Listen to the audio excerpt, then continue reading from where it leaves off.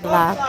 To this video, nandito ako sa Blumentritt. Ayan, ang ganda ng isda din. Laki-laki. Tangigi pala yan siya. Ito parang lapsak na guys. Ayan. Tangigi lang yung fresh na fresh. Kaso ang mahal ng kilo.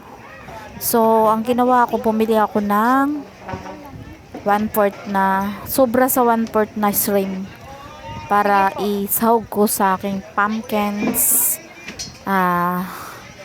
soup guys. Bumili ako dyan pang sahog.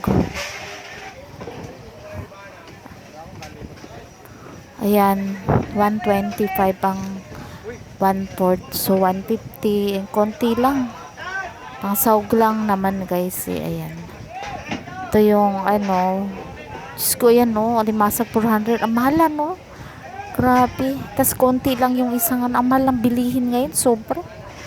Diyos ko, yung ano mo, yung 1,000 mo, bus agad. Bili ka lang ng ano, ubus.